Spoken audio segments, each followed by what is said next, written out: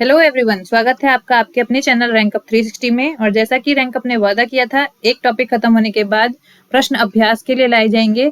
तो आज का टॉपिक है सिंधु घाटी सभ्यता और प्रश्न अभ्यास के लिए पहला प्रश्न है, सिंधु घाटी सभ्यता की खोज किस वर्ष में हुई थी? तो ऑप्शन नंबर 1 है आपके पास 1901, ऑप्शन नंबर 2 है 1921 और ऑप्शन नंबर सी है 1935, ऑप्शन नंबर डी है 1942। तो इसका सही आंसर हो जाता है ऑप्शन नंबर बी 1921। यानी सिंधु घाटी सभ्यता की खोज 1921 में दयाराम साहनी द्वारा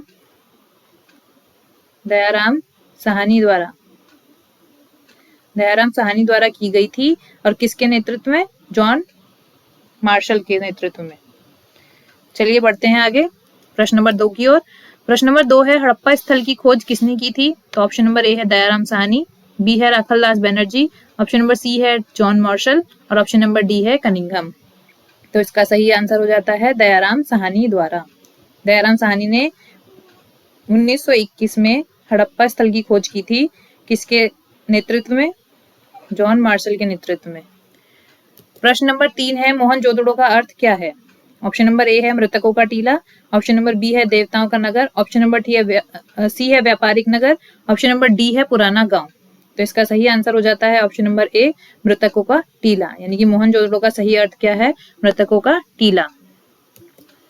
प्रश्न नंबर 4, सिंधु घाटी सभ्यता का सबसे बड़ा नगर कौन सा था?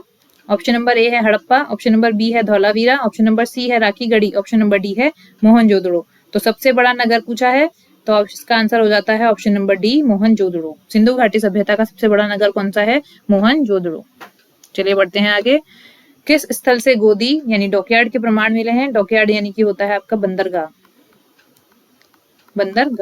तो ऑप्शन नंबर ए है आपके पास कालीबंगा, ऑप्शन नंबर बी है लोथल, ऑप्शन नंबर सी है बनावली और ऑप्शन नंबर डी है आपके पास हड़प्पा। तो इसका सही आंसर हो जाता है ऑप्शन नंबर बी, लोथल, जो आज के वर्तमान गुजरात में मौजूद है। कालीबंगा कौन से स्टेट में पड़ता है? राजस्थान में। बनावली आपका हरियाणा में और हड़प्पा आपका पाकिस्तान। चलिए चलते हैं अगले प्रश्न की ओर। प्रश्न नंबर 6, सिंधु घाटी सभ्यता का सबसे पूर्व स्थल कौन सा है? ऑप्शन नंबर ए है आपके पास दैमाबाद, ऑप्शन नंबर बी है आपके पास मांडा, ऑप्शन नंबर सी है आपके पास उत्का गेंडोर और ऑप्शन नंबर डी है आपके पास आलमगीरपुर।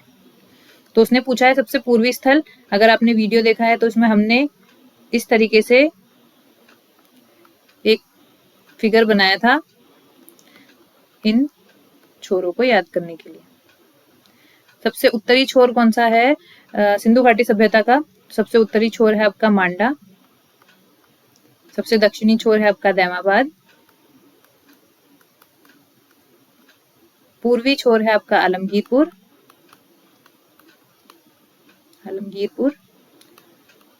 और पश्चिमी छोर है आपका उत्का गेंडोर।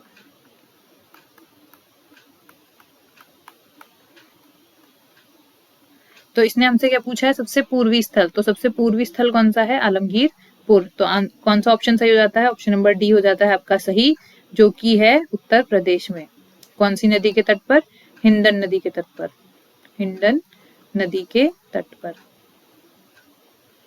बाकी जो ये स्थल हैं, ये कौन सी नदी के तट पर हैं? आप हमें कमेंट बॉक्स में बताएंगे। चलिए बढ़ते हैं अगले प्रश्न की ओर। प्रश्न नंबर 7, सिंधु घाटी सभ्यता की लिपि कौन सी थी? ऑप्शन नंबर ए वर्णमाला आधारित, option number B Brahmi, option number C चित्रात्मक, ऑप्शन नंबर डी देवनागरी। तो इसका सही आंसर हो जाता है ऑप्शन नंबर सी चित्रात्मक। देखिए जैसे कि आपको पिक्चर में दिखाई दे रहा है, चित्र के थ्रू सिंधु घाटी सभ्यता के जो लोग थे वो अपनी बात को एक दूसरे तक पहुंचाते थे। क्वेश्चन नंबर 8 है आपके पास, सिंधु घाटी सभ्यता के लोग किस धातु से परिचित नहीं थे? तो ऑप्शन नंबर ए है आपके पास तांबा, ऑप्शन नंबर बी है आपके पास कांसा, ऑप्शन नंबर सी है आपके पास लोहा और ऑप्शन नंबर डी है आपके पास सोना। तो इसका सही आंसर हो जाता है आपका ऑप्शन नंबर सी, लोहा। क्योंकि कांसे से तो ये लोग परिचित थे, इसीलिए इस सभ्यता का नाम कांस्य युगीन सभ्यता था। और कई सारे ऐसे साक्ष्य हमको मिले हैं जो कि कांस धातु से बने थे। और तांबे की खोज इससे पहले हो ही चुकी थी और सोने का भी प्रयोग ये लोग जो हैं वो करते थे। तो इसका सही आंसर क्या हो जाता है? ऑप्शन नंबर सी, लोहा। प्रश्न नंबर 9, सिंधु घाटी सभ्यता के प्रमुख व्यवसाय क्या था? ऑप्शन नंबर ए शिकार, ऑप्शन नंबर बी व्यापार, ऑप्शन नंबर सी कृषि, ऑप्शन नंबर डी मत्स्य पालन। तो इसका सही आंसर क्या हो जाता है? ऑप्शन नंबर सी, कृषि। कृषि जो था सिंधु घाटी सभ्यता का प्रमुख व्यवसाय था। प्रश्न नंबर 10, किस फसल के प्रमाण सिंधु घाटी सभ्यता से नहीं मिले हैं? तो ऑप्शन नंबर ए है गेहूं, ऑप्शन नंबर बी है जौ, ऑप्शन नंबर सी है कपास, ऑप्शन नंबर डी है चावल। तो इसका सही आंसर हो जाता है ऑप्शन नंबर डी, चावल। चलिए बढ़ते हैं अगले प्रश्न की ओर। प्रश्न नंबर 11, मोहनजोदड़ो का महान स्नानागार किससे संबंधित माना जाता है? तो ऑप्शन नंबर ए है आपके पास मनोरंजन, ऑप्शन नंबर बी है आपके पास धार्मिक अनुष्ठान, ऑप्शन नंबर सी है शिक्षा और ऑप्शन नंबर डी है प्रशासन। तो इसका सही आंसर हो जाता है आपका ऑप्शन नंबर बी, धार्मिक अनुष्ठान। चलिए बढ़ते हैं अगले प्रश्न की ओर। प्रश्न नंबर 12, कालीबंगा किस नदी के किनारे स्थित है? ऑप्शन नंबर ए है आपका सिंधु, ऑप्शन नंबर बी है रावी, ऑप्शन नंबर सी है सतलज और ऑप्शन नंबर डी है आपका घग्गर। तो इसका सही आंसर हो जाता है ऑप्शन नंबर डी, घग्गर। इन नदियों के तट पर कौन से स्थल जो हैं स्थित हैं, वो आप हमको कमेंट बॉक्स में बताएंगे कि सिंधु नदी के तट पर कौन सा स्थल है, और रावी नदी के तट पर और सतलज नदी के तट पर कौन सा स्थल जो है स्थित है, ये आप हमको कमेंट बॉक्स में बताएंगे। प्रश्न नंबर 13, किस स्थल से जुते हुए खेतों के प्रमाण मिले हैं? ऑप्शन नंबर ए है हड़प्पा, ऑप्शन नंबर बी है लोथल, ऑप्शन नंबर सी है कालीबंगा और ऑप्शन नंबर डी है धौलावीरा। तो इसका सही आंसर हो जाता है option number C, Kalibangan. Kalibangan आज के कौन से स्टेट में स्थित है? तो राजस्थान में। धौलावीरा गुजरात में, लोथल भी गुजरात में और हड़प्पा पाकिस्तान में, वर्तमान पाकिस्तान में। चलिए बढ़ते हैं अगले प्रश्न की ओर। प्रश्न नंबर 14, सिंधु घाटी सभ्यता में मातृ देवी की पूजा का प्रमाण किस रूप में मिलता है? ऑप्शन नंबर ए मंदिर, ऑप्शन नंबर बी स्तूप, ऑप्शन नंबर सी मूर्ति और ऑप्शन नंबर डी अभिलेख। तो सही आंसर हो जाता है ऑप्शन नंबर सी, मूर्ति। चलिए बढ़ते हैं आगे। प्रश्न नंबर 15, सिंधु घाटी सभ्यता की नगर योजना कैसी थी? ऑप्शन नंबर ए है अव्यवस्थित, ऑप्शन नंबर बी है वृत्ताकार, ऑप्शन नंबर सी है ग्रिड प्रणाली पर आधारित और ऑप्शन नंबर डी है पहाड़ी। तो इसका सही आंसर हो जाता है ऑप्शन नंबर सी, ग्रिड प्रणाली पर आधारित, यानी कि ग्रिड सिस्टम पे टाउन प्लानिंग होती थी। चलिए बढ़ते हैं आगे। प्रश्न नंबर 16, धौलावीरा किस राज्य में स्थित है? ऑप्शन नंबर ए है आपका राजस्थान, ऑप्शन नंबर बी है हरियाणा, ऑप्शन नंबर सी है गुजरात और ऑप्शन नंबर डी है आपका पंजाब। तो इसका सही आंसर हो जाता है option number C, Gujarat. Dholavira जो है आपका गुजरात में स्थित है। प्रश्न नंबर 17, सिंधु घाटी सभ्यता में व्यापार किस माध्यम से होता था? ऑप्शन नंबर ए है सिक्कों से, ऑप्शन नंबर बी है वस्तु विनिमय से, ऑप्शन नंबर सी है कागजी मुद्रा से, ऑप्शन नंबर डी है स्वर्ण मुद्रा से। तो ऑप्शन नंबर बी, वस्तु विनिमय से, यानी कि वस्तुओं के आदान प्रदान से जो है व्यापार होता था। चलिए चलते हैं आगे। प्रश्न नंबर 18, सिंधु घाटी सभ्यता की सबसे प्रसिद्ध मुहर किस पशु की है? ऑप्शन नंबर ए है घोड़ा, ऑप्शन नंबर बी है गाय, ऑप्शन नंबर सी है बैल, वो भी एक श्रृंगी और ऑप्शन नंबर डी है हाथी। एक श्रृंगी बैल यानी कि यूनिकॉर्न।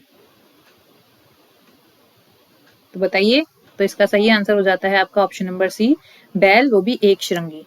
चलिए बढ़ते हैं अगले प्रश्न की ओर। प्रश्न नंबर 19 है, किस स्थल को भारत का सबसे बड़ा हड़प्पा स्थल माना जाता है? तो भारत का पूछा है। जैसे कि आप जानते हैं कि सिंधु घाटी सभ्यता वर्तमान के पाकिस्तान में भी है, यानी कि उस समय भारत पाकिस्तान एक थे, तो इसका विस्तार जो है आज के पाकिस्तान में भी पड़ता है। तो प्रश्न में पूछा है कि भारत का सबसे बड़ा हड़प्पा स्थल किसे माना जाता है? तो ऑप्शन नंबर ए है कालीबंगा, ऑप्शन नंबर बी है बनावली, ऑप्शन नंबर सी है Dholavira and option number D है आपका राखीगढ़ी। तो इसका सही आंसर हो जाता है option number D, Rakhigarhi. Rakhigarhi Bharat का हड़प्पन स्थल, सबसे बड़ा हड़प्पन स्थल है।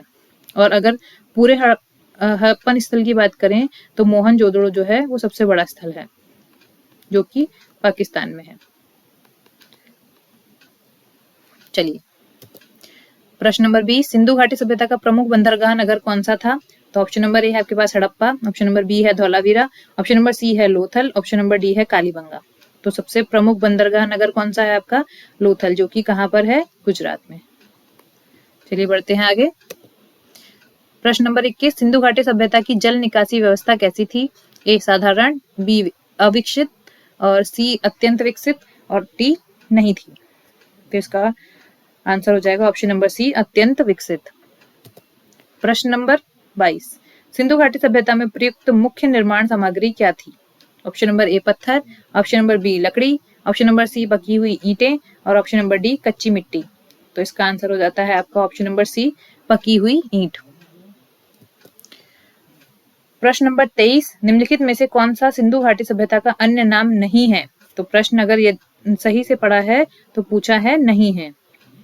ऑप्शन नंबर ए है वैदिक सभ्यता, ऑप्शन नंबर बी है हड़प्पा सभ्यता, ऑप्शन नंबर सी है सैंधव सभ्यता और ऑप्शन नंबर डी है कांस्य युगीन सभ्यता। तो इसका सही आंसर हो जाता है ऑप्शन नंबर ए वैदिक सभ्यता। चलिए बढ़ते हैं आगे। प्रश्न नंबर 24, किस स्थल से जल संचय प्रणाली के प्रमाण मिले हैं? तो ऑप्शन नंबर ए है आपके पास हड़प्पा, ऑप्शन नंबर बी है मोहनजोदड़ो, ऑप्शन नंबर सी है धौलावीरा और ऑप्शन नंबर डी है आपके पास बनावली। तो इसका सही आंसर हो जाता है आपका ऑप्शन नंबर सी धौलावीरा। चलिए बढ़ते हैं अगले प्रश्न की ओर। प्रश्न 25 है, सिंधु घाटी सभ्यता में प्रशासनिक व्यवस्था कैसी थी? तो ऑप्शन नंबर ए है विकेंद्रीकृत, ऑप्शन नंबर बी है अराजक, ऑप्शन नंबर सी है केंद्रीकृत और ऑप्शन नंबर डी है जनतांत्रिक। तो प्रशासनिक व्यवस्था जो थी वो केंद्रीकृत थी। चलिए बढ़ते हैं अगले प्रश्न की ओर। सिंधु घाटी सभ्यता का धार्मिक स्वरूप कैसा था? ऑप्शन नंबर ए है एकेश्वरवादी, ऑप्शन नंबर बी है वैदिक, ऑप्शन नंबर सी है बहुदेववादी और ऑप्शन नंबर डी है नास्तिक। तो इसका सही आंसर हो जाता है आपका ऑप्शन नंबर सी बहुदेववादी। बहुदेववादी क्यों?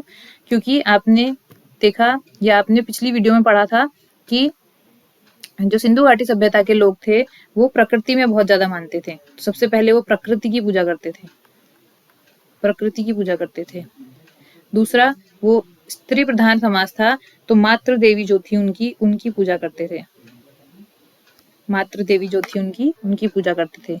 सबसे पहले प्रकृति की पूजा करते थे, दूसरा स्त्री प्रधान समाज था तो अपनी मातृ देवी की पूजा जो है सिंधु घाटी सभ्यता के लोग जो है करते थे, मातृ देवी। इसके बाद पशुपतिनाथ की जो है कई सारी हमको मोहरें मिली थी, तो इससे ये पता चलता है कि पशुपतिनाथ जो है उनकी भी पूजा की जाती थी। जो सबसे विशाल स्नानाग्रह है उससे हमें पता चलता है कि जल को भी ये लोग बहुत ज्यादा मानते थे और पवित्र स्नान जो है उसकी भी बहुत ज्यादा मान्यता थी। इसके अलावा लिंग और योनि की भी पूजा यहाँ पर होती थी। चलिए बढ़ते हैं अगले प्रश्न की ओर। प्रश्न नंबर 27, सिंधु घाटी सभ्यता में किस पशु के अवशेष नहीं मिले हैं? तो ऑप्शन नंबर सी है घोड़ा। तो घोड़े के अवशेष जो हैं सिंधु घाटी सभ्यता से नहीं मिले हैं। चलिए बढ़ते हैं प्रश्न नंबर 28 की ओर। सिंधु घाटी सभ्यता में माप तोल किससे की जाती थी? ऑप्शन नंबर ए सिक्कों से, ऑप्शन नंबर बी पत्थर के बांट से, ऑप्शन नंबर सी लकड़ी से, ऑप्शन नंबर डी धातु की छड़ से। तो इसका सही आंसर है ऑप्शन नंबर बी पत्थर की बांट से, जैसे कि आप पिक्चर में भी देख रहे हैं। चलिए बढ़ते हैं अगले प्रश्न की ओर। निम्नलिखित में से किस राज्य में हड़प्पा सभ्यता के शहर नहीं पाए जाते हैं? अगर प्रश्न ठीक से पढ़ा है तो पूछा है कि हड़प्पा सभ्यता के शहर नहीं पाए जाते हैं। ऑप्शन नंबर ए है उत्तराखंड, ऑप्शन नंबर बी है राजस्थान, ऑप्शन नंबर सी है गुजरात, ऑप्शन नंबर डी है हरियाणा।